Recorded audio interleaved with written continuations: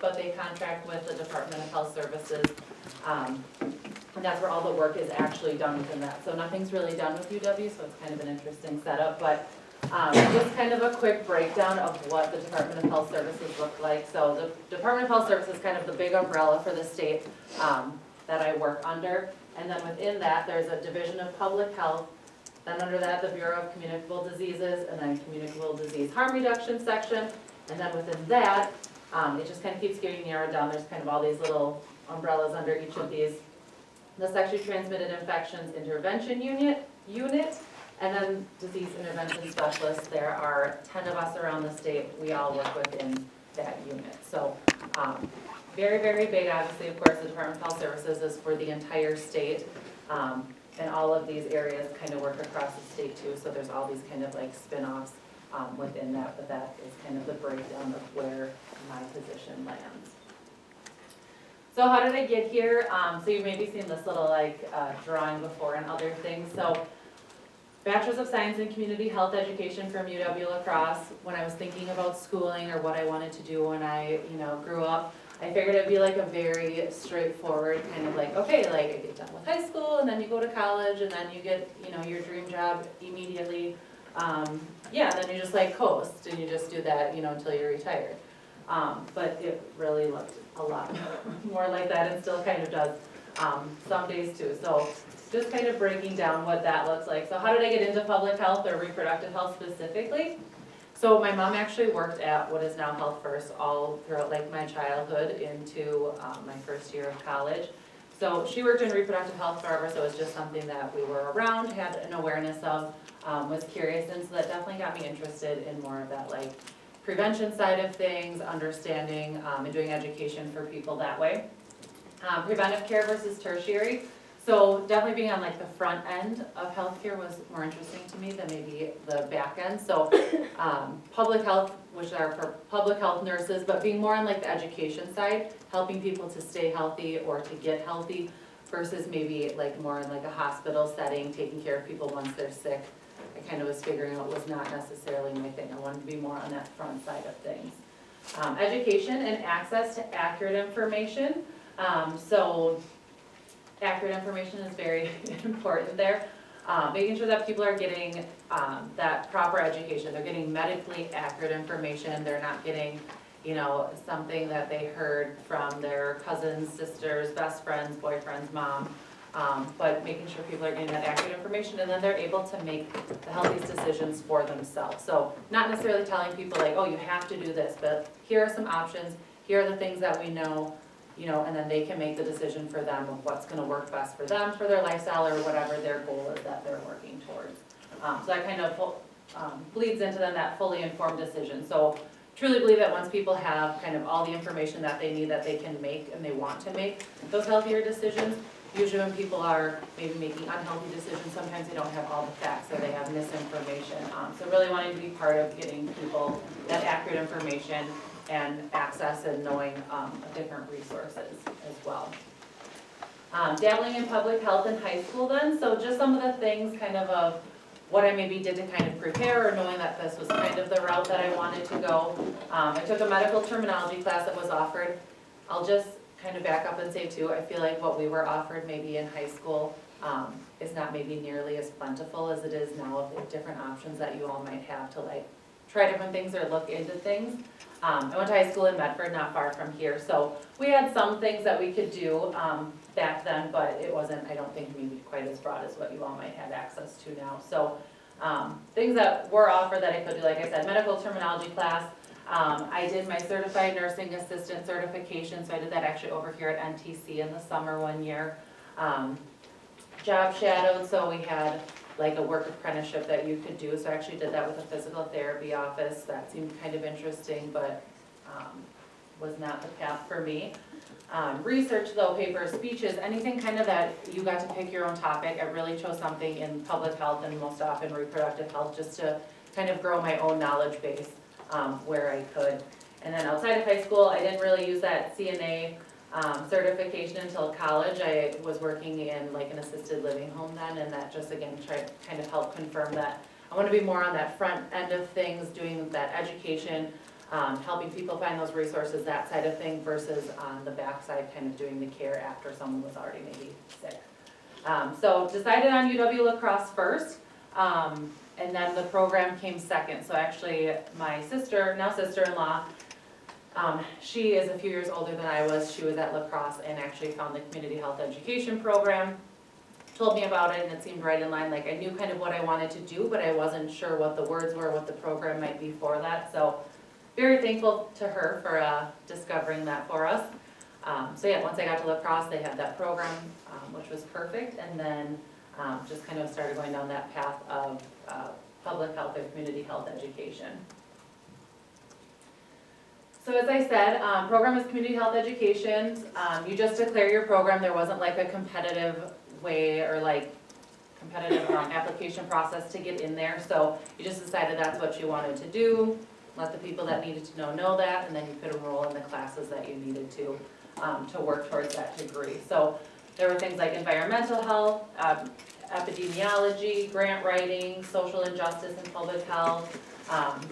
One of my favorite ones, there was like a stress relief and like wellness class. It was a 3-hour class on Wednesdays, and you'd go and like learn all these stress relieving activities like coloring and meditating. So I feel like it was like 3 hours of just like lounging and feeling really like zen. And then you got credits for it for school, which was awesome.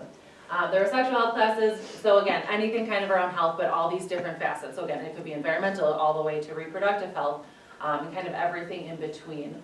Epidemiology class was kind of interesting. I wrote there, our professor for that, Dr. Gilmore, he literally wrote the book on it. So when you showed up to class, like the book you had and the teacher were one and the same. So that was really cool. The professors there, which I'm sure everyone hopefully feels this way, but they were wonderful. They were super down to earth. You could ask them anything, and they really knew their stuff. So I really felt like we got kind of a top-notch experience for that. Other things that they offered too, which I'm sure are offered other places as well, but you could do an option for like independent studies. So there were different like books or different like research topics that you could come and present to them, and kind of lay out a plan for what that looked like, and then you could get credits for that. So if there was something specific you wanted to look into, but maybe there wasn't a class for, you could kind of create your own course for that semester. So that was really cool. Preceptorship, everyone was required to do a preceptorship, essentially like an internship at the end of your schooling. So that last semester you would go on site somewhere and work with other public health professionals, kind of whatever you were interested in. You would talk to them or apply. Some places they had kind of like a standing agreement with, and they were accepting preceptors every semester, so there's already kind of an opening there. But if there was some place that you were looking at that didn't have it, you could just kind of go chat with them, see if they were interested, and kind of get that set up. So that was really helpful. Just got a lot of experience, met some people in the field, were able to kind of pick their brains on things, and see kind of that real life experience versus maybe just what you had learned in the classroom as well. And then one of the other highlights here to note is the program at UW La Crosse really follows the stuff for the Certified Health Education Specialist. So that's a credentialing that you can get once you complete this program, and you can sit for that exam. So I said at the beginning, I am a Master Certified Health Education Specialist, so it's called CHES or MCHES. After you complete the program, you can sit for your CHES, and then after 5 or more years being kind of in the field, you can potentially sit for your MCHES, or if you would get like your Master's in Public Health, then you can sit for that MCHES exam right away as well. So it follows that, so it follows these responsibilities and competencies, so really kind of the gold standard of public health professionals. Having that credentialing is helpful kind of at the end of your name. So if you're applying for different positions or whatnot, that is often going to kind of stick out maybe versus someone who doesn't have that and just know kind of what standard your schooling and whatnot was too. This touchscreen's so fancy. So other places, so I said I went to La Crosse. Other places I know in the state though that you can go. So UW-Madison has a public health program. I believe they have a master's program as well. I know La Crosse has a master's program, and then UWM has a public health program, and they have a master's program as well.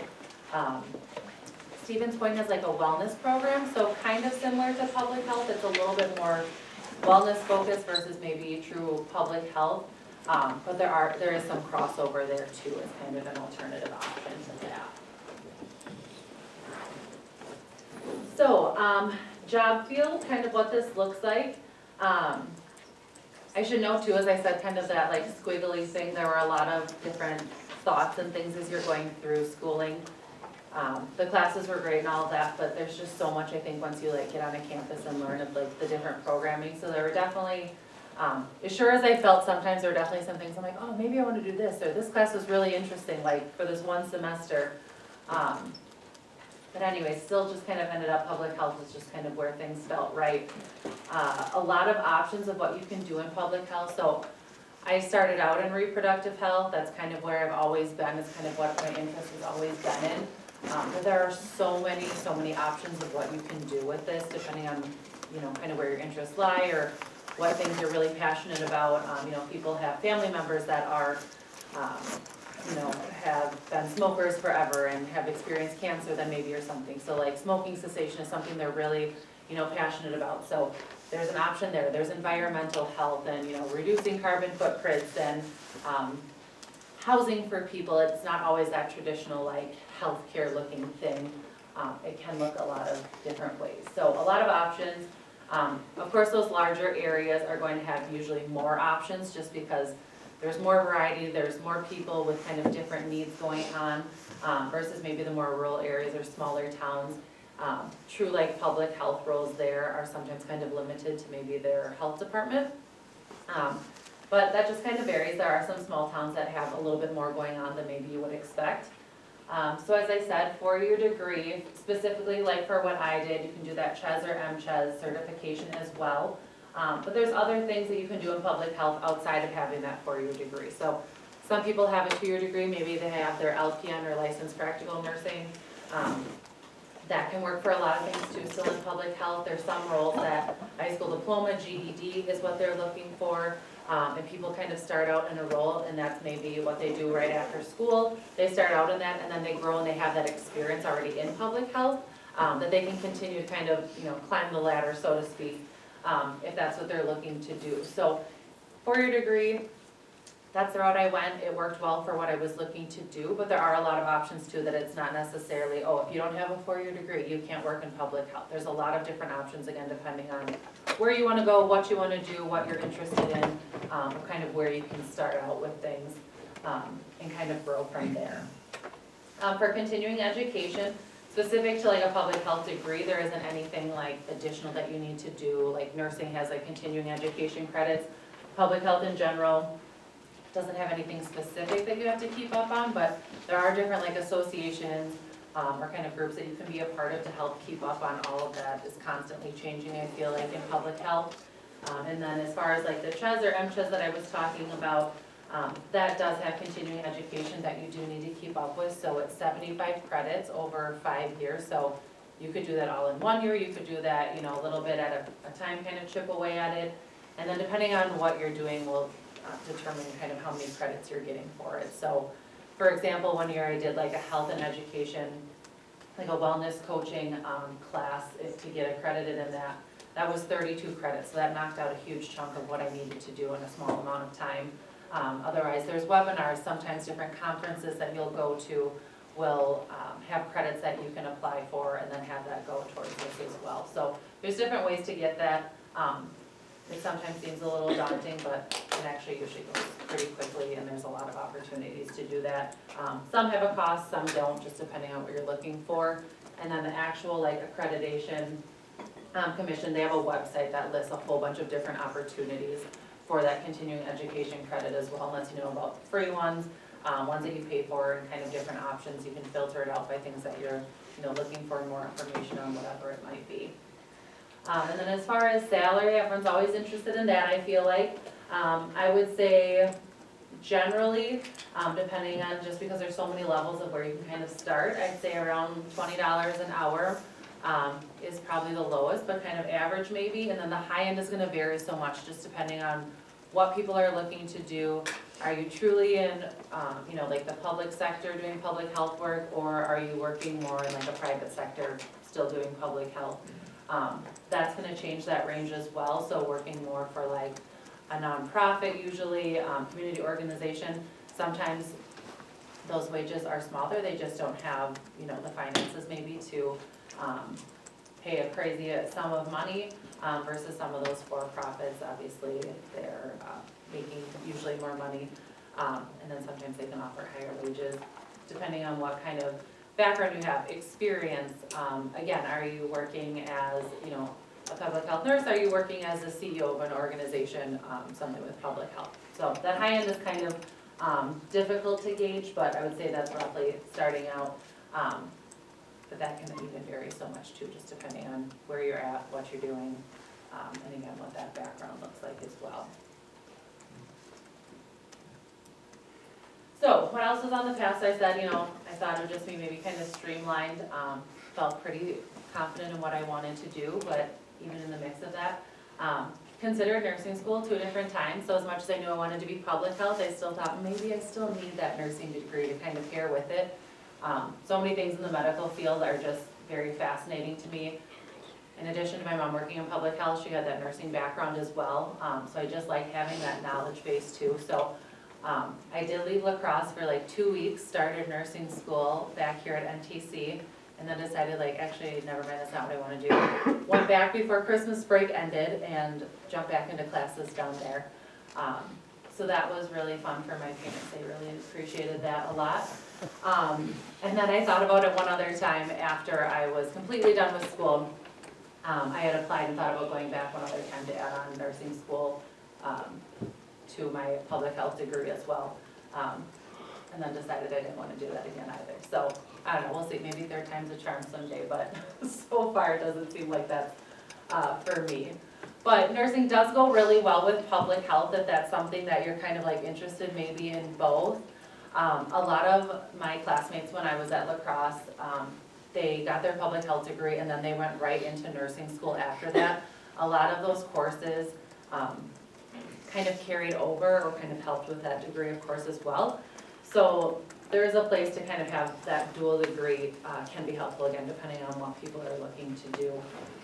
That can work really well. Requirement for a degree, as I said, there's a preceptorship. So I did mine with Chicago Public Schools in the Office of Student Health and Wellness. So worked on HIV, STI prevention efforts, curriculum development, STI testing programs for students. So we would go into the schools down there and do like a school-wide testing event for everybody, which was really wild. The schools down there are humongous. So that was really interesting. And then we did some training for the teachers as well for education. So again, like those preceptorships were huge and just the amount of things that you can learn and places that you can go do that. So we had people that stayed local right in La Crosse. We had people that went, you know, somewhere else in the state or in neighboring states. And then we had people who were like across the country somewhere else too. So you can really do with it what you wanted, as long as you could find an opening or maybe there was a previous person who was in the public health program that's working somewhere else and they're like, yeah, if you have any students that you want to send our way, please do. So a lot of options for what someone again can do for that. And then just some other roles that I've held over the years. So reproductive health clinic assistant. I did work in kidney care for a short time, just always like to test out if maybe there's something else that would be interesting as well. Went back to reproductive health specialist, did account services for an on-site employer clinic. So like a large corporation, they would have a clinic like on-site for their employees to utilize, so helping kind of work with that. Outreach coordinator, and then in my most previous role that we were just talking about, a senior public relations and education specialist. So lots of different things. As you can see, a lot of reproductive health in there, but there's definitely some different things that were dabbled in as well, just to kind of see where interests lie, or if maybe there was something else out there that I would prefer to do. So day in the life with my previous role. So as was stated, a lot of what I did, I would come into schools and do presentations on STIs, contraceptives, consent. So here at West, but other schools in Wausau. Health First is in a 9-county area, so traveling around all those counties and doing education in a lot of different schools. Collaboration with community partners, serving as a subject matter expert. creating educational materials, so that was kind of fun. There was a lot more like behind the scenes, I feel like, or more like group education like this going on versus that one-on-one contact. So working on presentations, that, like I said, social media brochures, like pamphlets for patients in the clinic and so on. And then implementing evidence-based like school curriculum within some of the schools that we work with as well. So as I said, limited one-on-one contact, more of like that group setting or behind the scenes, but a lot of like variety in this one as well. So then current role, hold on, let me see if my, okay, I thought this all came up at once. So now it's more of like a consistent one-on-one contact of what it's going to be. So how does these intervention specialists work? So let me just pop all these up here so I can show up at once. So this is kind of like, I feel like more light has been shed on this with the contact tracing that went on during COVID. So somewhat similar to that, but it's really around STIs mostly. So chlamydia, gonorrhea, syphilis. If someone comes in and tests positive for that, those are called communicable diseases. So a provider has to share and report that to the county that there was someone who tested positive for these things. So it's all done very confidentially.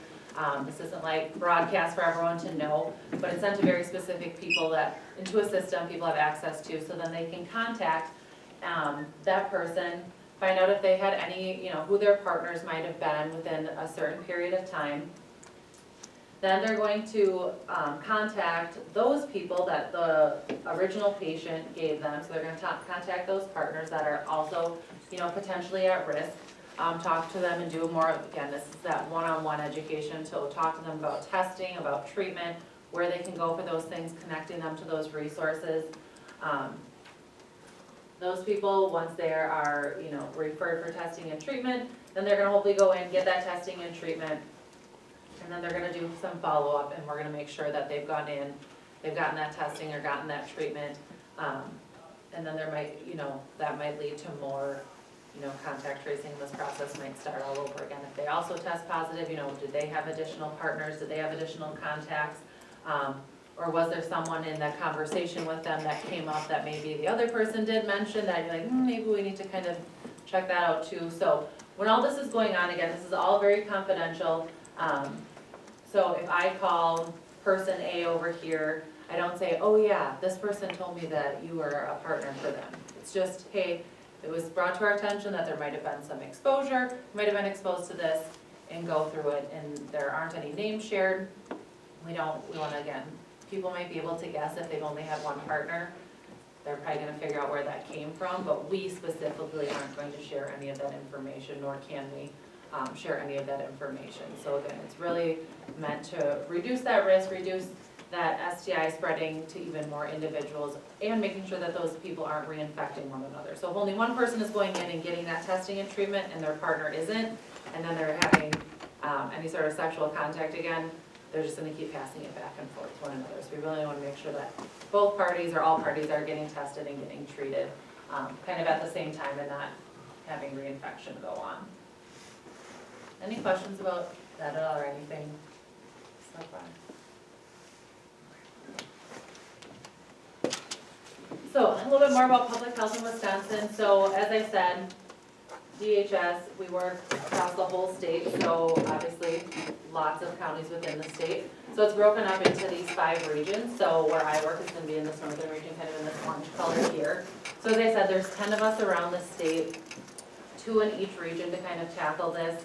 And then actually Milwaukee kind of has the state and their county working together.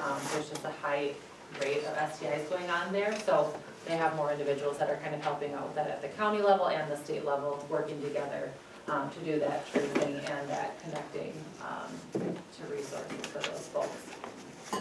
So our team, the disease intervention specialists, we support local and tribal health departments. So we work with the local health departments in all the counties, and then we also work with the tribal health departments too. So we're all working together.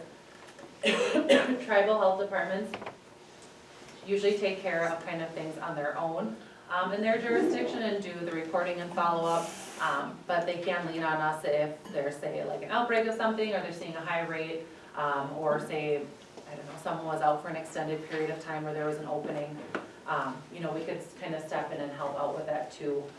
So kind of where we're needed, we can definitely jump in. And we only work cases, as I kind of said, that are referred to us, so we don't go just like seeking this information. It has to be reported, and it's only certain STIs or communicable diseases that we're gonna contact people and kind of go through this whole process with. So just again, a little bit more about STDs and those reportable diseases. So these are some STIs that are reported. So at the local level, they're gonna handle usually more of that chlamydia, gonorrhea, pelvic inflammatory disease, or PID.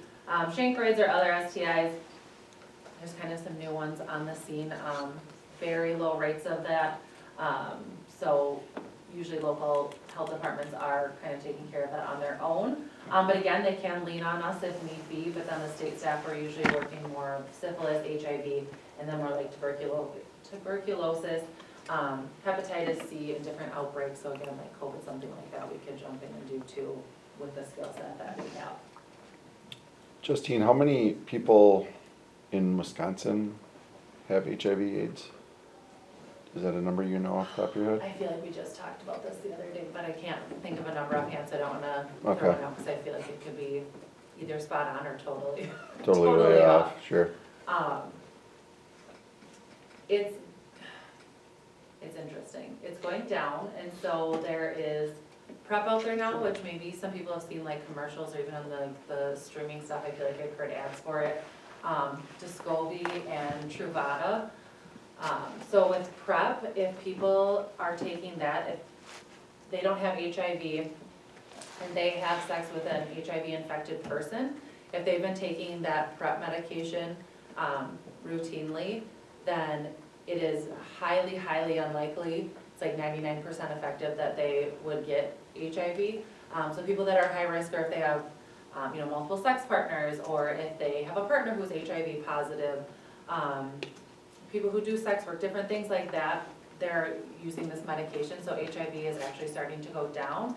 And the HIV medication also, for folks that are living with HIV, the medication that they're taking is making that HIV undetectable, which means it's untransmissible. So if their viral load is undetectable, it's called, and they're taking their medication routinely, even though they've tested and they have HIV, if they can keep that viral load low enough, they can't pass that on to another individual either. So we kind of have these two things at play.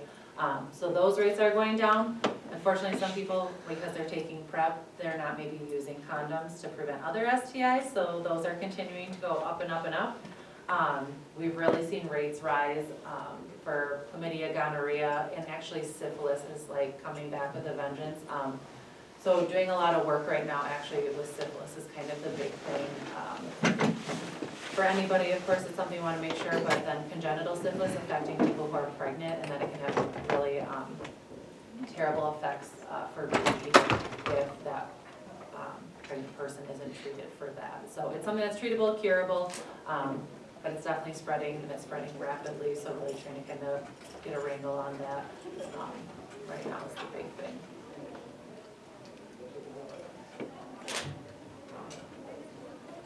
And that's all that I have for you all.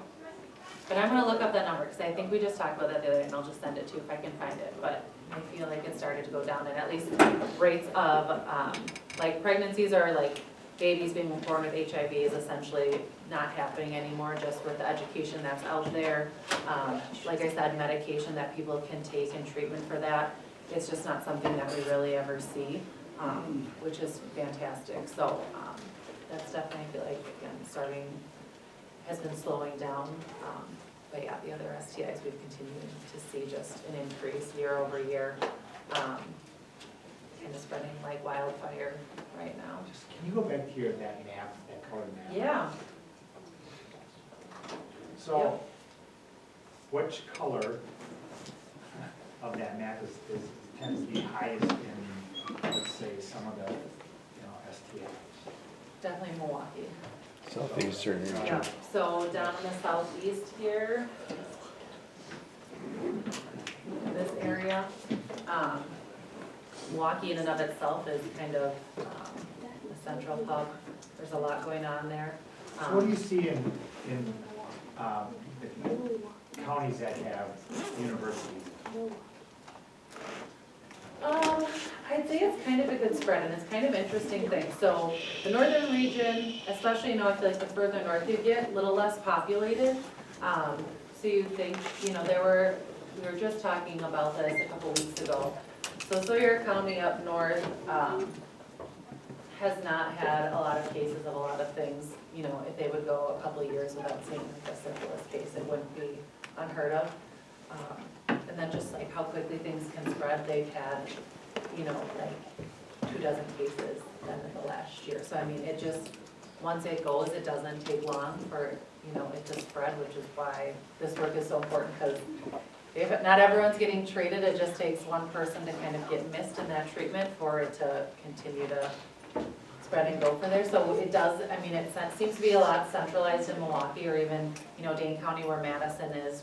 There's higher populations there, so we see higher rates sometimes of things, but sometimes even too in those smaller areas, once something gets started, because it is small, maybe things kind of are a little bit more connected, it can go pretty quick. We've always wondered about like college towns, Yeah, and then those kids are at college and they go back home.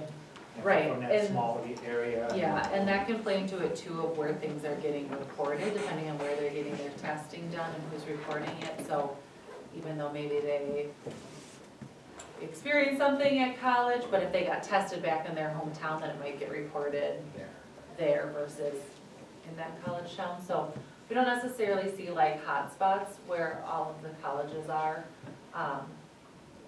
necessarily, but I would assume just from what education tells us that there's definitely a lot going on there too at the same time. But there are usually in those areas too access to condoms, education, clinics, different things like that too, that hopefully people are getting maybe faster access to care than maybe in some other places too. So it's kind of a mix.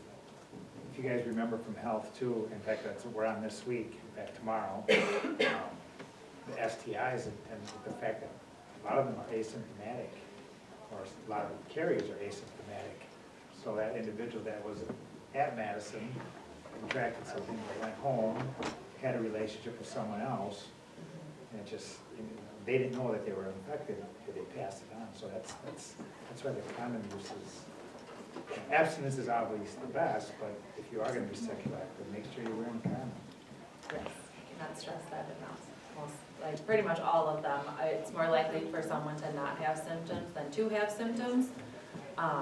Or symptoms can come and go, so sometimes something shows up, but then it goes away in a couple weeks, and people are gonna think like, oh, that was kind of weird, but then they feel fine, so right or wrong or otherwise, it's like, oh, I'm sure everything's all good, and they kind of move on with their life. And in reality, that infection's still there unless they've gotten it treated. Justine, back to the HIV, I had a question in class, not in this class, but in my health class the other day about, so if a mother has HIV and she gives birth,